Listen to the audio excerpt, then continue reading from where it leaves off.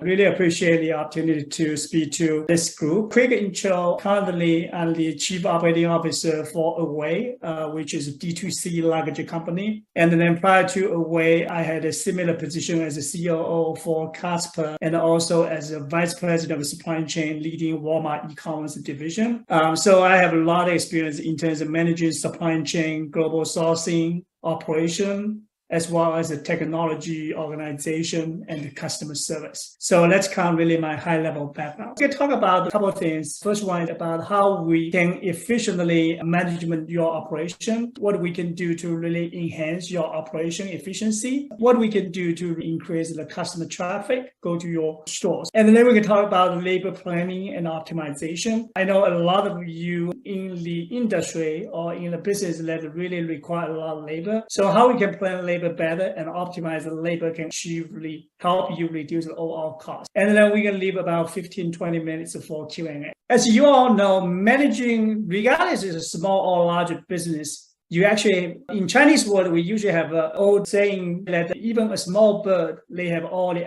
organism, right? So that's the nutshell of the business. Even a small business, you still have those key functionality. And it's important as an owner that you understand your business, especially for your profit and the loss statement, because only with understanding of your P&L, then you can identify what's the opportunity you can improve. And you can also benchmark to other similar business. Because if you operate a restaurant, you operate a salon, or you operate a dealership, then you can compare who's the other people or the other similar business, how their cost structure is, can help you save the money, right? So in terms of, okay, where you need to improve. It's important that you can understand your P&L, which again is means the profit and the loss statement. So P&L usually includes several things. Revenue basically means is how much business you do, right? So say if you have a restaurant, like basically means how many revenue you bring in by people dining in your restaurant or carry out. So that's the total revenue. Then about the cost of the goods, how much you pay to procure all those material to make right? So cost of the goods, you have a revenue, you have a cost of goods, and you have an SG&A. Basically means all the labor, equipment, everything that you need to operate the business. It's all about the SG&A. SG&A including fixed cost and also all kinds of different variable costs. You have revenue, you have cost of goods sold, including the cost of the raw material, and then also the labor, SG&A, electricity, all the other fixed and the variable costs, and how much you have to pay for rent. That's all included in terms of the cost of goods. Then you have a gross profit. Basically means how much you make before tax, everything, what's the profit you make. The operating expense is basically all the line that the money you go out. Simple way is really the money you pay out is the operating expense. Eventually, the operating income is so important because this is how much cash you generate from running your business. Because when you run a business, you want cash positive, you earn the income. Regardless, you pay yourself a salary, the remaining cash you generate from business, you want to be cash positive. Understand your P&L, understand where you spend the money, understand how you bring the revenue. Then you can talk about next step is how you can optimize it and then also save money and reduce costs. Secondly, you need to establish some KPI, key performance indicator. It's the metric that you use to measure your performance. So if you look at the KPI, right, as say if you operate a restaurant, you want to look at how many customers came to your restaurant every single month. Oh, this month I did 200 customers. Next month you do 400. And you also want to compare to last year. The importance of measuring through all this KPI is understand the trend. You can take actions to improve those KPI. If you see your traffic is going up month by month, that's a positive. If your customer come to restaurant is decreasing month by month compared to last year, then you need to find out what's going on. Then you can proactively manage the business to make sure the trend is in your favor, not against your favor. And then you obviously need to get a quantitative and qualitative data when you make some change to your operation, and you absolutely want to make sure you establish those KPIs so you can measure is this operation bring favorability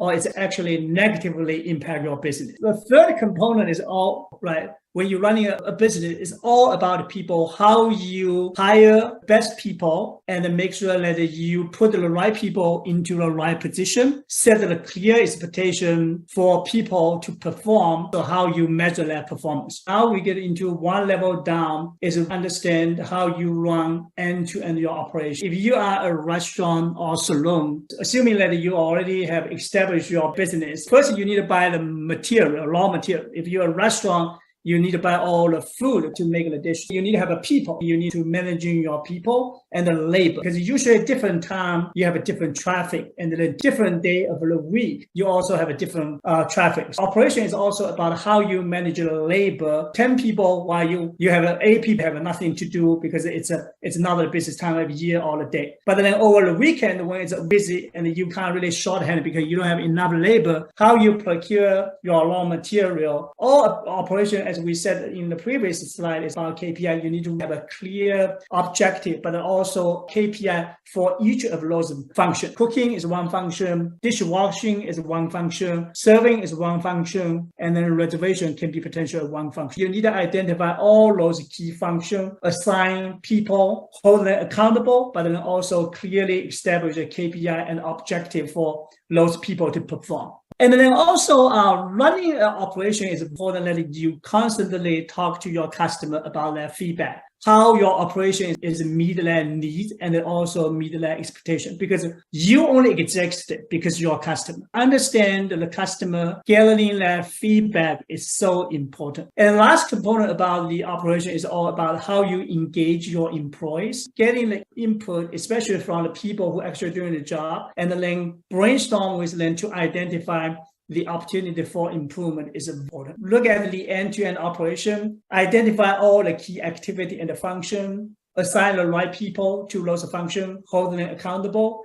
establish the goal and the objective for each function, and then also gather the customer feedback, and then engage your employee, empower them to make a decision. Then after you understand your end-to-end operation, it's important to identify what are those critical areas for improvement. And then you can perform a SWOT identify what's your strengths, weakness, and then also the opportunity and the threat of your business. What's I'm better compared to my competitors. Then you want to maintain those strengths. And then for those weaknesses, you identify, say, hey, my customer service is worse, then what's the action you need to take to improve those weaknesses so you can beat your competition? And then opportunity basically means, okay, so say you're serving the hot food, but you identify that as an opportunity for a lot of the customers coming to you because you already built a strong reputation for great food. And maybe you want to launch another like a dishes of non-hot spicy food, maybe more seafood, etc. Identify the opportunity will help you expand either your customer base or you increase your revenue, right, within your existing customers, because they usually maybe came only once a week. They can come more often, twice a week. Threat is basically means what can sink the boat. Then you need to take actions to remove those threats. So those are what you need to do about understanding better your business. Then you need to identify what are those opportunities, what are those threats, and what are those areas that you can improve. And last one, we want to enhance your operation efficiency. It's all about how you can streamline the process. You don't need to be complex or detailed into mapping out the process. Sometimes it can be high level because usually as a small business owner, the process can change all the time and even the business can change all the time. But at least maintain or map out all this process in terms of how you buy the product, how you control the raw material. A restaurant, whenever you overbuy the raw material, those products can go to like a shrink. Basically, it went bad. If you buy the fresh vegetables, produce, if you don't use it within 1 day or 2 days, then you will lose the freshness and then the people can taste it. So then you need to map out all this process. When you buy the product, how you buy, how you forecast how many people will come to your restaurant, because you determine how much you buy and how frequently you buy. There's always a cost component to it, because if you buy a large quantity, you can probably negotiate a better discount, especially you buy those distributors. If you buy a large quantity, then you can get some discount. But if you only buy a small quantity, then you don't get a discount. But by buying a large quantity, then you run a risk. Maybe you cannot really consume all this raw material, then it will causing a high shrink because you have to throw the food away to keep it fresh. Understand all this process, identify all this process, and create a simple process map can help you better understand the business, but also help you train people better. In a labor-intensive small business, the turnover rate is pretty high. Training is always constantly a problem, but if you can map out all your operation in a process map, it will help you train those new people, and it will maintain the consistency across your operation. And then the process improvement is not like a one-time job, right? You have to constantly look at and then look your operation, and then identify the opportunity where you can drive improvement. Process improvement is always continuous. It's not really stop at one day or at 1 month. We talk about how you understand the business, and then we look at the end-to-end how you operate. There's two key things, as I mentioned at the beginning. One is inbound, which is the customer. You definitely want to increase the customer count who came to you either to eat, to dine for food, or do the service, right? Like a salon or whatever it is. So how you can increasing the customer traffic is important. There's a couple of things that you need to know. First is what's your target customer and what's your target market. Because when you open a location, there's always some is a affluent customer base because they have a high income, they not care about the price, they only care about service in this particular location. But then even within the location, you have a target customer. My target customer is a female between age 35 to 40 or male. Understand your market means then you can set your right price and you know what this market is looking for. And then understand your customer is so important because this is what you should focus on to bring them into your store. Several things that you can understand the market and the customer. You can always use Google Trends, and you can use the U.S. Census Bureau. They do a lot of this demographic information. I'm going to open a high-end salon in New York, and I'm targeting a customer with $200,000 income. Then you want to identify what are those areas that the people live in that area or zip code that have that income. Those information is readily available through use a Census Bureau or you can use in Google. Before you open a business, you need to understand a lot of the people fail. They're not doing enough due diligence before you open. Spend a lot of time doing the due diligence is helpful and it will reduce your failure rate by a significant amount. Doing the due diligence is the first step is to understand where the target market, but also it's your customer. Then after you identify the location where you can operate, identify who are your customers, you still need to go down one more detail, which I call is a customer segmentation. I'm going to open up a salon in Soho of New York, and I'm targeting those customers with an age group of 35 to 55 or 60. But I want to do a more granular segmentation of this customer segment because every customer, even yourself, right? When you take a service from somebody, you want to be treated as a person, not a general treatment. You want to be treated specifically or uniquely. So personalization is important. And then to do a better personalization, you need to segment the customer out. So if you say, hey, 35 to 40, this is a busy professional, they work so hard, and they don't have a time. So usually they can only come here over the weekend. Then what are you going to do over the weekend to better serve this customer? Because this customer will come more often than the rest. But then you also have a customer who have maybe 60 and 65. Those are usually maybe they already retired and they can come anytime in the week because they don't need to work. So how you can get those people coming to your store during the weekday can save the spot over the weekend for those high busy people or customer. Then you can plan the labor better. So customer segmentation is all about how you segment your customer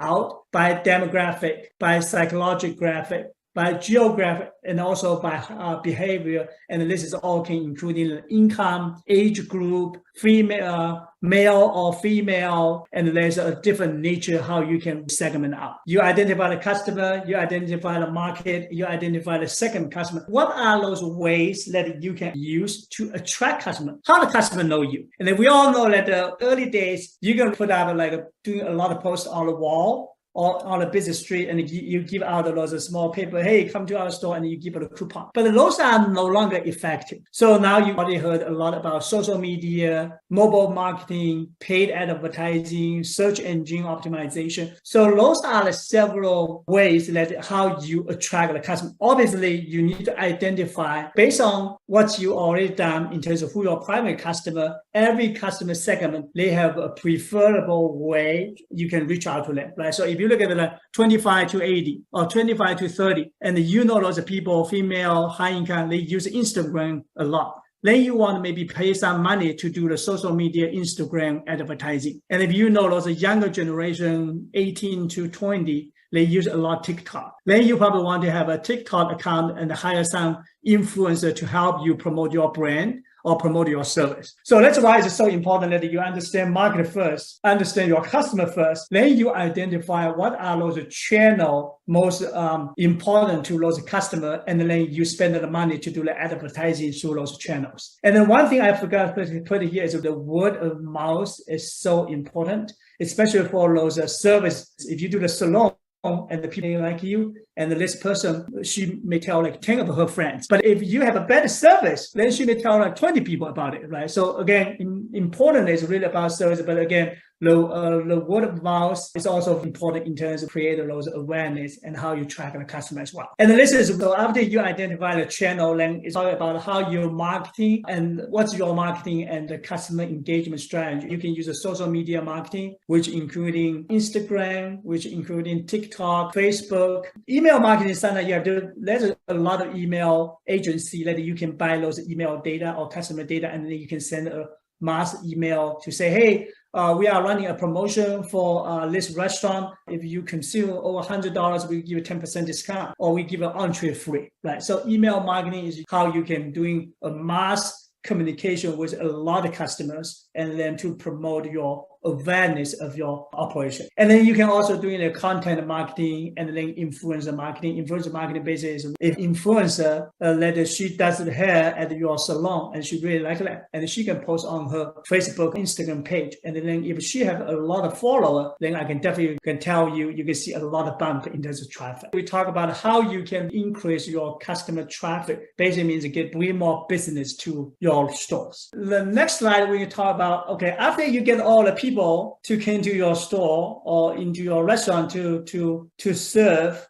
then for consumption, then now you need to find out how you serve this, right? And we already talked about in the previous slide how you look at your operation and how you identify those opportunities that you can improve. But labor planning, because most of your business, as far as I know, is labor intensive. Basically means that labor can account for 30, 40%, even 50% of your operation. Then substantive labor planning and efficient labor planning and optimization is so important. You need to understand first is how much labor account your cost. And usually we will probably see like 25% or 35%, even 40% that can be of your labor cost of your revenue as a percentage. And some restaurant and the service business, including salon, that can be like 50% of your business revenue. Identify the areas for labor cost improvement. I also in a retail organization, a lot of my background is in retail, including Walmart. And then I can tell you, working in a warehouse, the turnover rate is 20%. Basically means that every year there's 20% of people left the organization and we have to rehire. And if you look at the stores, right? So you also have a high attrition rate. That means that people left and you have to rehire. So you need to understand what are those people looking for. Whenever people join your organization, it's all about career opportunity, how much money he or she can make, but also it's about the really life and the work balance. Because if you always want a person to work a night shift from 3 to say 12 every single day, then basically you're not getting the people going to work maybe for a couple of months, but not for every year. People look at for the job to learn and to grow their career. So I think the first is to all start with a hiring, training, and the retention, because you need to make sure that you bring the right people and the good people into your business. So number one,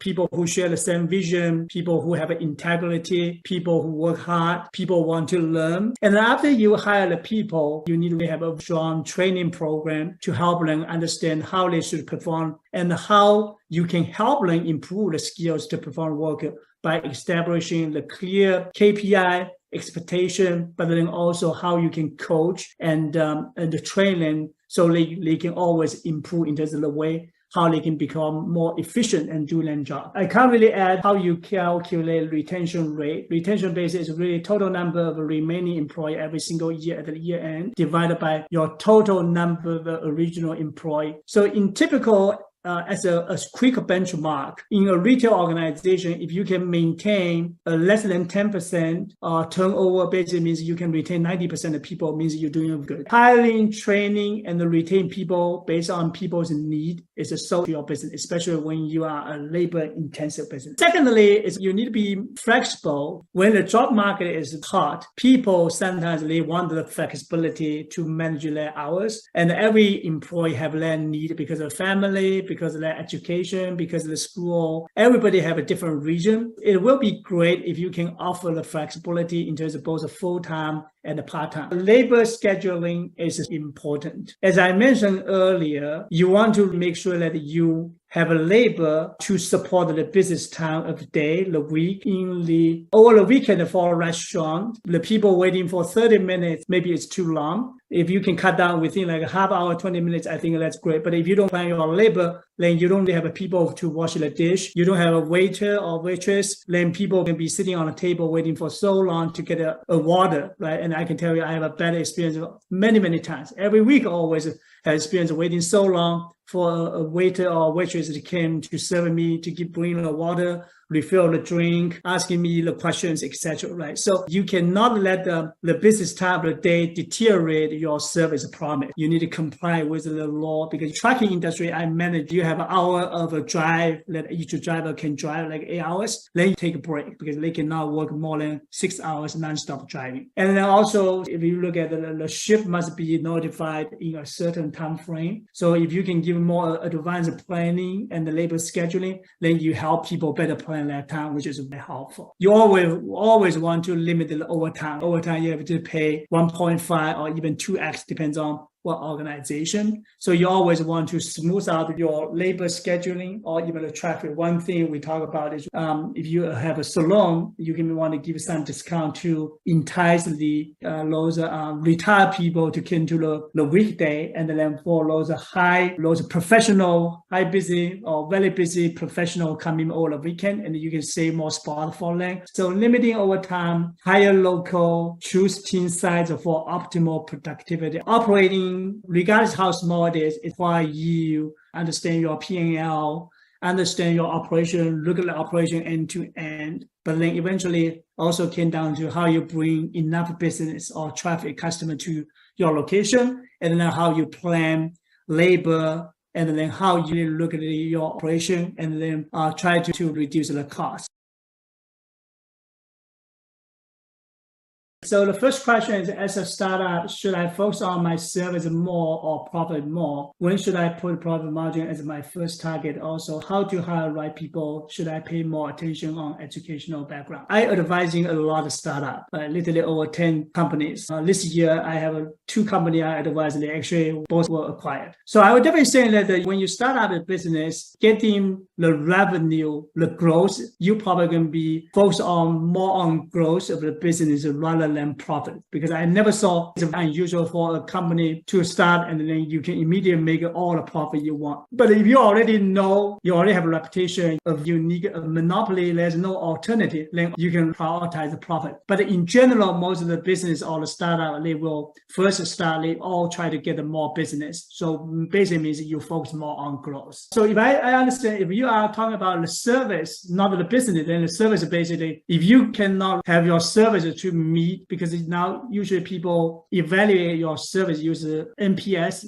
It's called Net Promoter Score. It means how good in terms of you serving the customer. If you focus on a profit, but not serving to give the customer satisfaction, then eventually your business will go down, right? So I think the focus on the service will bring you more profit. When should I put the profit margin as your first type? Starting with your KPI, including profit margin, because that's how you run the business. You run the business for profit, not for non-profit. So you're always going to have that metric. But whether you can make the money at the beginning or not, that's different. But you always always should have that metric. How to hire the right people? Hire the right people is all about make sure that you interview the person, but everybody have a different hiring standard. But my standard hiring people is the person needs to have integrity, because if you don't have integrity, then nothing else matters. Integrity is always number one. Then you want to hire people who willing to learn, who want to work hard, and who also have a passion. Those are the key characteristics that I hire in people, because as soon as you hire right people, and I always believe that you can train the people to do the work. Should I pay more attention on education background? So again, depends on what kind of job you want them to do, right? If you want to ask them to do a dishwash, then you don't need a master's degree person to do this. So it really depends on what type of job. It's going back to those 4 key things I hire. If you hire right people, the people willing to learn, working hard, have passion, I think those people are always going to be a great for you. Can you describe more about due diligence, how a small business owner could learn from and should be aware of competitors? So say if you want to open a salon, before you even open a salon, you want to know why would you open a salon? And then you want to understand first is how much money you need to put down to operate this, and how much revenue you think you can bring in, and how much profit you think you can potentially make. But then you want to do the marketing. Say, hey, I want to open a salon in New York, Soho. Then you want to do some due diligence, how many salons already in that district. Basically means, okay, because the location, if they already like every block you have a salon, why would you open one? And what's your value proposition? What's your difference compared to all the other salons in the same district? So let's count the list of questions that you should go through in terms of the due diligence. Is understand what's the market, how big is the market. Market is also including the customer. How big is your customer? If you have a service only fit into one person, regardless you open into the entire New York, that's not a whole lot. Understand the market, but also understand how much potential customer you can get. And then you also need to understand the competition. How many business already compared to what you're going to open already there? And what's your value proposition? Oh, I can do better than other people because my cost can be lower. My retail price would be better. The people offer the same salon service. My competitor at the lowest price, they charge $50. I only charge $30, and I can provide better service. That's your differentiation. In the fast-paced and stressful restaurant workplace, how can I make my employee feel valued and increase retention? It's very difficult to hire new people and take a long time to train it. Rewards people and acknowledge people. And again, this is how I do. I manage over 100,000 people at the Walmart in the warehouse. It's a similar thing. A lot of times is people always think that people need a monetary incentive. That's not true. Sometimes quick thank you and then writing appreciation card can go a long way. That's what I do a lot even today. I write appreciation card to employees. And obviously, so that's one thing you can reward people is to say thank you. Hey, you did a great job. I appreciate what you do. But then the other thing is sometimes you give it an additional day off, right? So if Johnson doing a good job, say, hey, why don't you just leave a little bit early? And also celebrate their big events or days. So you should know every employee's birthday when you operate a small restaurant, because I know all my direct report. I'm managing over 1,000 people. My direct report, I know all my direct birthday. So usually during the birthday, I take them out for lunch, or I send them a Christmas card, a birthday card. What strategy do I use to delegate responsibility? There's really no strategy to really delegate. Delegating means you empower your people, especially for a small business owner, they want to control everything, right? So, okay, when I buy the product, I want to make sure, because I'm afraid that they may overinflate the price. You have to build trust with your team. If you treat your people right, you will build the trust with your people, and you should empower those people to make a decision.